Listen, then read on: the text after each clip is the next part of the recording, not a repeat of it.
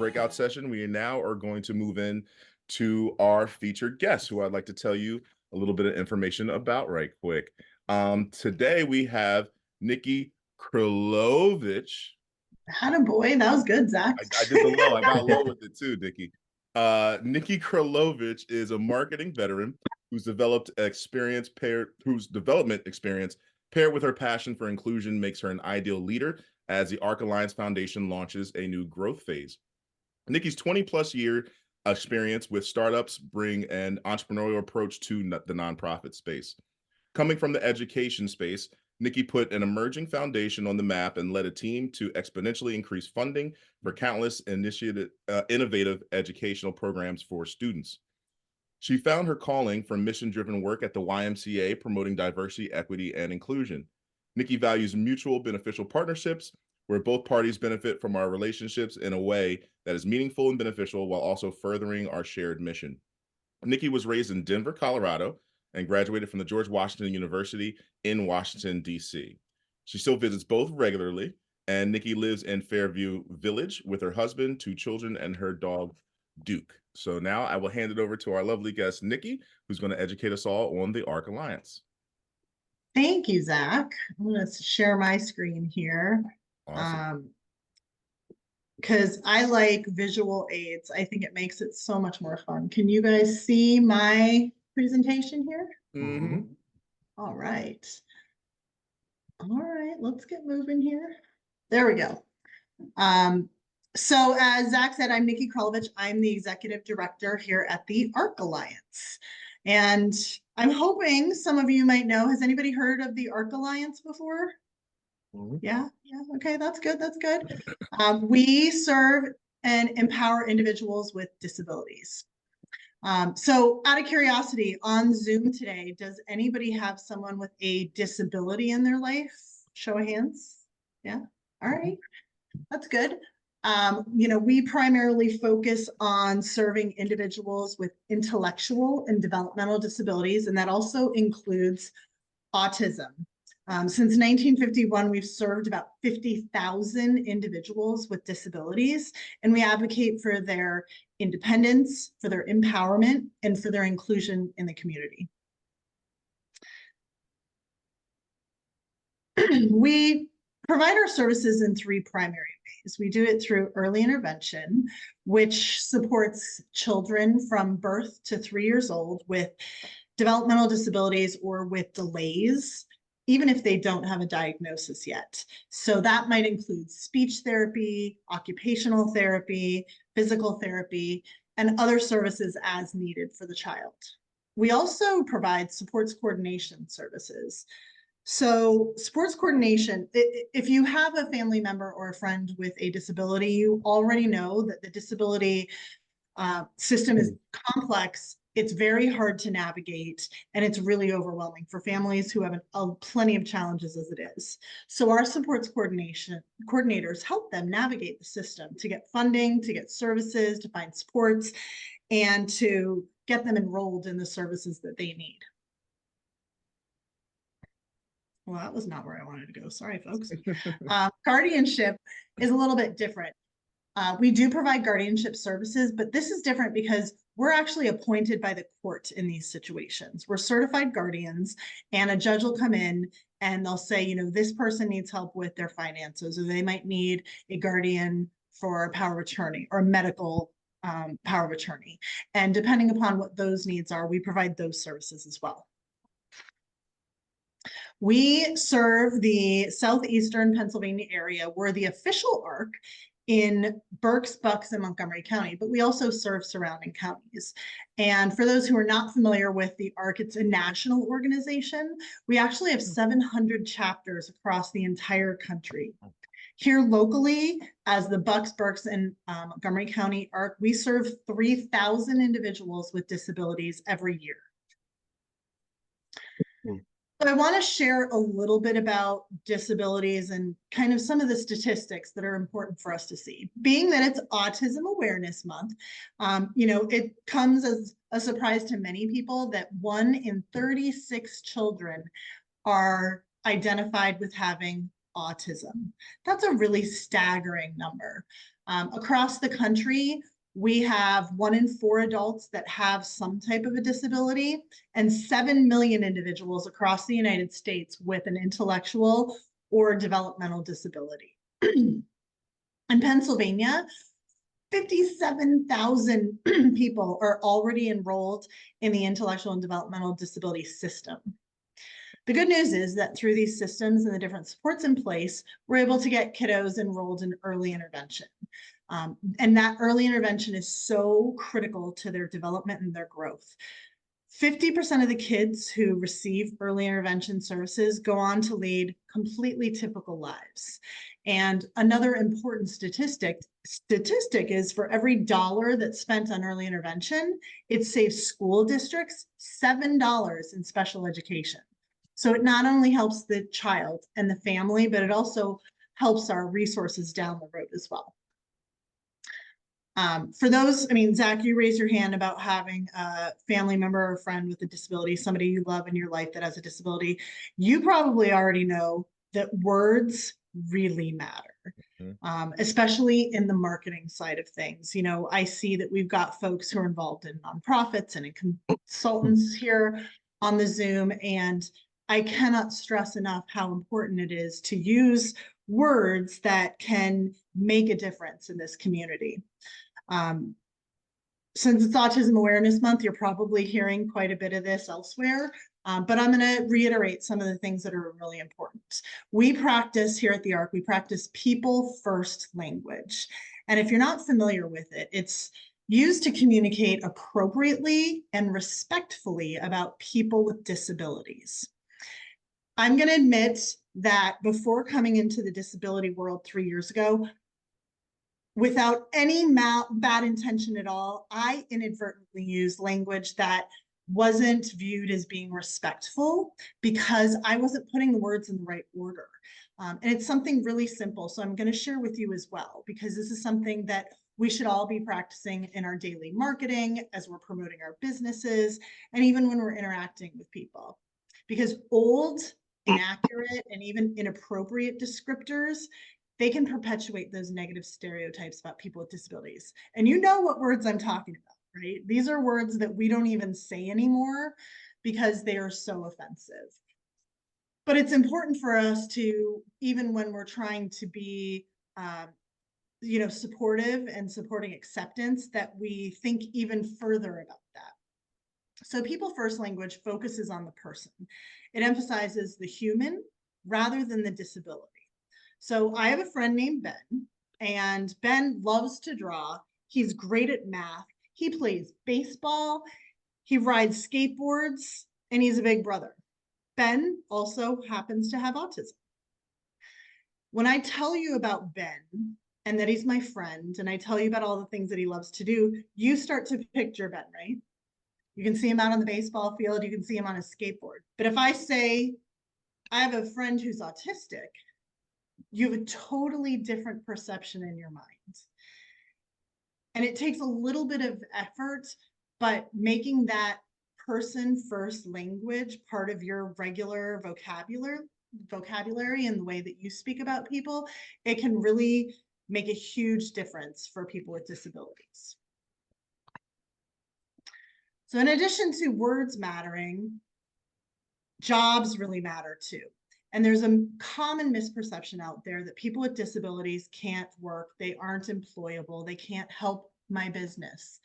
And one of the things that I wanted to share today is how every single day people with disabilities bring their skills and talents to work. They perform all types of jobs in businesses of all sizes. They're entrepreneurs, they're innovators, and they're community leaders, and they can help your business too. Even with all of that said, people with disabilities have the lowest rates of unemployment in the general populations. So what I want to share today will help you be able to take advantage of the opportunities supporting people with disabilities and also help your business. So hiring with people with disabilities, there's a lot of different benefits about them. One of the first ones is that you can actually improve your bottom line. People or businesses who hire people with disabilities have revenues 28% higher and 30% higher profit margins than their competitors who do not.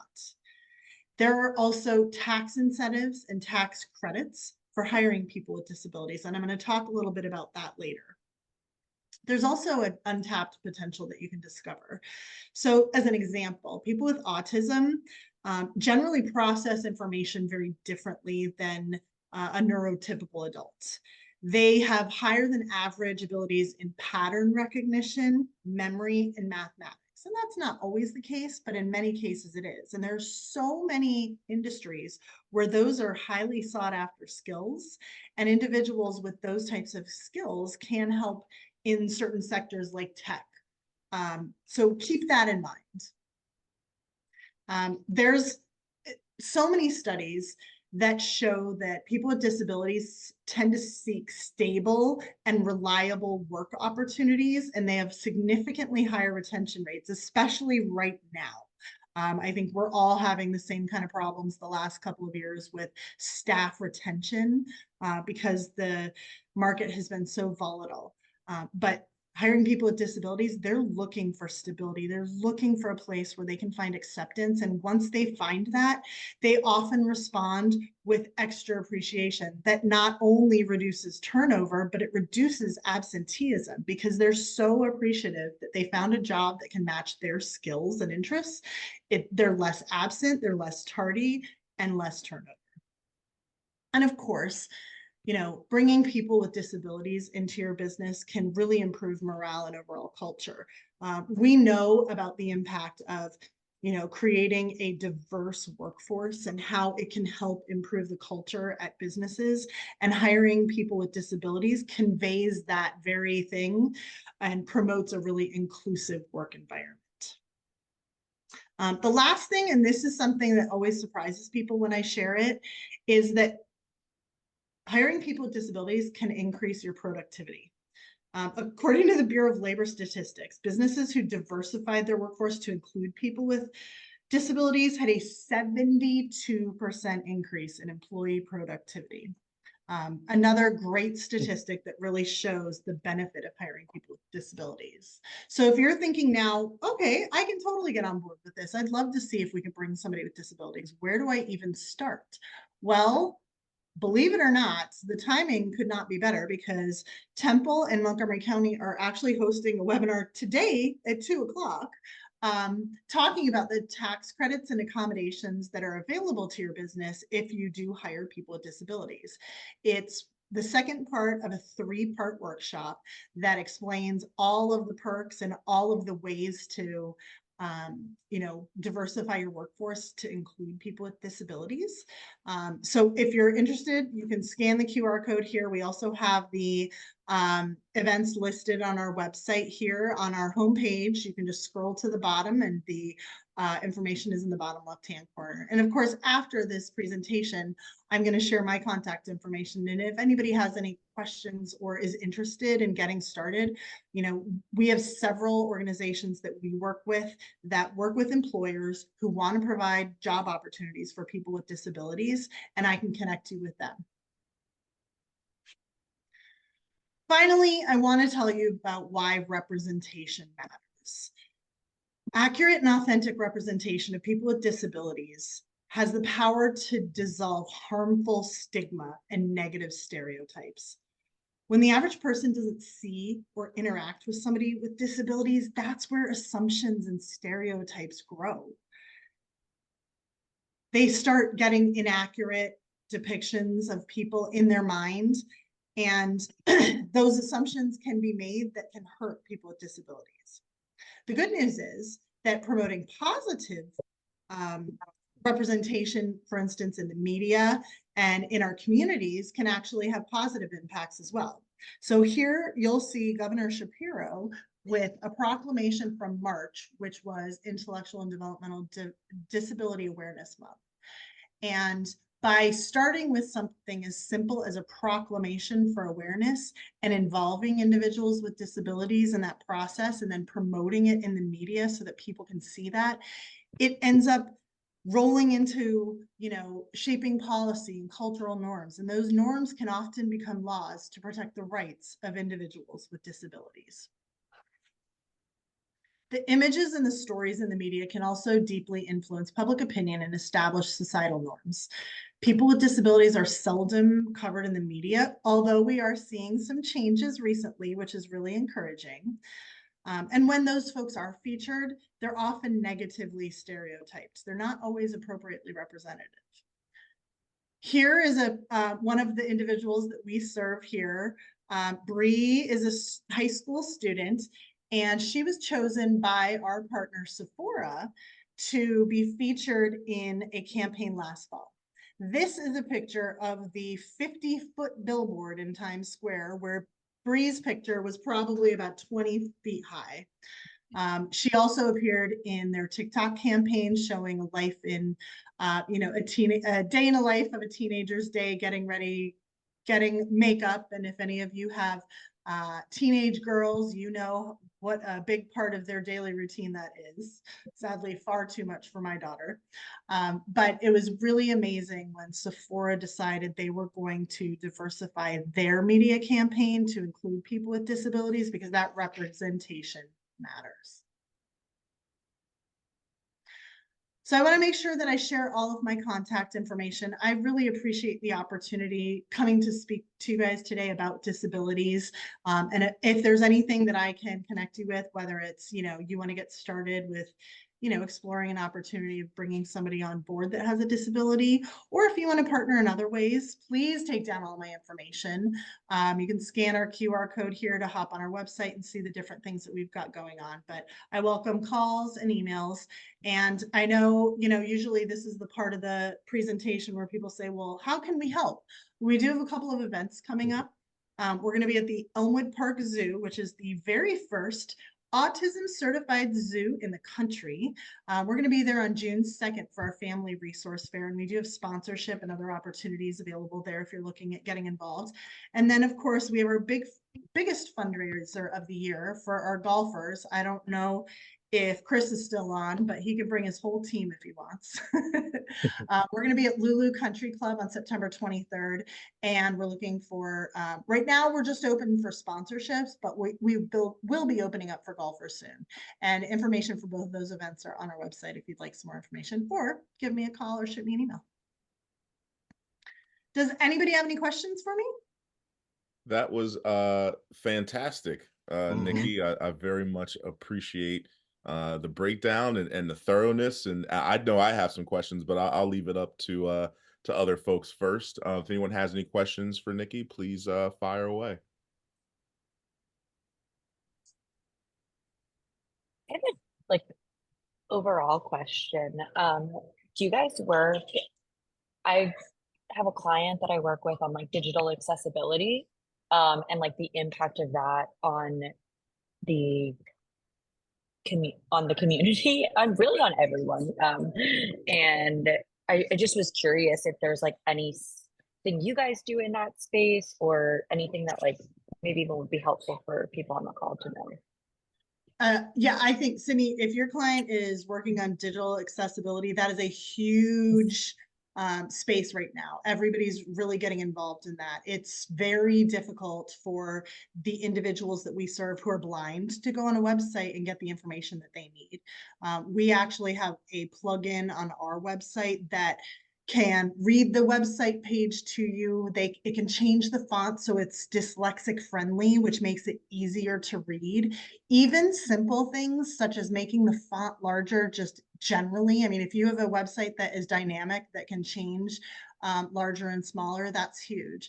But Sarah Robinson is on the call too. She's our marketing and events planner. And she, in meeting with some of our individuals and some of our sponsors, is finding even the flyers and the brochures that we print, there's more that we can be doing to make them accessible by making the font larger, putting the font, making sure there's a big contrast between the color of the font and the background. Sometimes, especially coming from a marketing background, I might get a little carried away with design, but keeping design simple, having a lot of negative space, big spaces between lines, and making the font big is really, those are all things that can help. So gosh, I would love to learn a little bit more about the work that your client's doing, because I'm sure that we could all benefit from that. Thank you for sharing that. And yeah, always happy to connect. I in that space quite regularly, but all of that is amazing and I think helpful for everyone to know. Awesome, awesome. Anyone else have a question? And as we wait, actually, I'll jump in and throw mine in there. And now, of course, I see your hand go. You're on time constraints, Chris. You go first. All right, thanks, Zach. First off, great presentation, Nikki. I was paying attention. And yes, I'd love to learn more about the golf outing in September. Real quick, yeah, I was just curious if you do any like joined events or partnerships with any other local organizations. I know there's some other great ones in the area that are also in a similar space to you. Absolutely. Our Family Resource Fair is one of those events where we actually spotlight and feature our partners in the disability industry. So, when you're a parent and you have a child with special needs and you're navigating all of this stuff and you don't know, should I be getting into day programs or should I be doing this, and which ones are good and which ones aren't good? Sometimes going on a website or getting a brochure is not enough. So we put together the Family Resource Fair where they can come, they can take their time visiting the different resource tables and learn about their services. And they know that the few resource tables that we have there are endorsed by the ARC Alliance. These are our favorite partners. Aside from that, we do have other partnerships in the community that don't necessarily target audiences that are only people with disabilities. We have hosted, if anybody's in the Norristown Collegeville area, we are right on Ridge Pike. We have a huge facility of offices and conference rooms that since COVID are not used nearly as much as they used to be. So we have hosted chamber events. And when that space is a premium, if there's anybody who's interested in doing an event or partnering on an event, please let us know. I mean, we have a boardroom that can hold, I don't know, I think we usually host about 15 max in there, but then we have a large training room where we can host, depending upon the setup, I think up to 100 people. And Zach, I think you were at when we hosted the chamber holiday mixer in December. Kevin, I think you were there too. I'm gonna tell you, that was one of the most enjoyable chamber members. It was a lovely spread. The space was huge. And I forget, we do like a scavenger hunt, like a that was awesome. Oh, that's right. Yes, that was one of the best icebreakers I've ever done at one of those events. That was a lot of fun. Did you guys put that together, or was that Ryan and Shelly? Ryan did that. Yeah. That was Yeah, no, that was awesome. Two quick questions I had. You mentioned in the with some of the early childhood clients that you have, that you help them. I'm sorry, let me ask if you mentioned it. Do you say you help them with receiving diagnosis? Like, do you have resources for that? We can make referrals to that. So basically the way that it works is you have to start by calling the county and getting your diagnosis. And once you have that and you're registered with the county then sends the family to us. And they say, okay, we need a speech therapist in Collegeville or in Bristol. And in early intervention, the model now is more of a coaching model. So one, we go to families because we have to meet them where they are so that they can get the services that they need that can help them on a daily basis.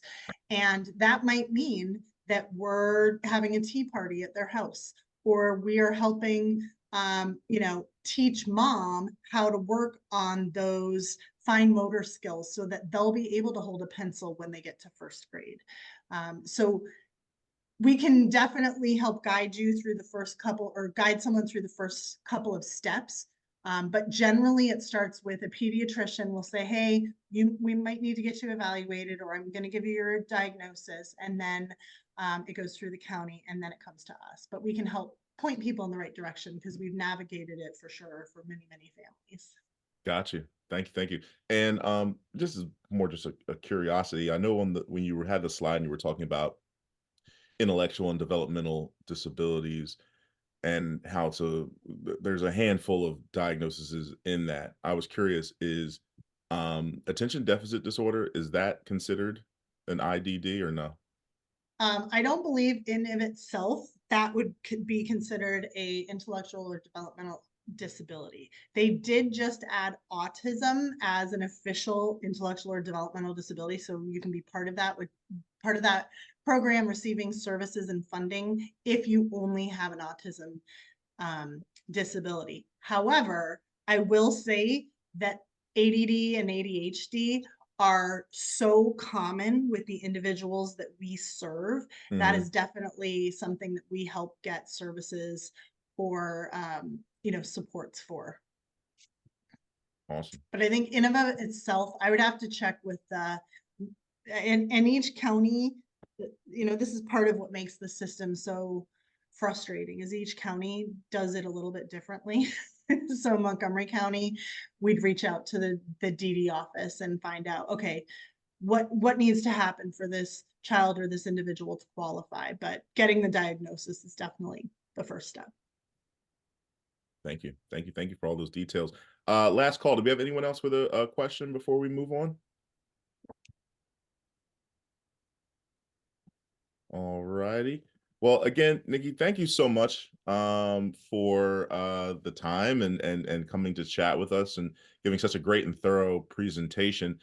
We will be sending out an email that'll have your contact info and details, and we're going to put this recording with all the breakdown and the Q&As on LinkedIn. That'll be up.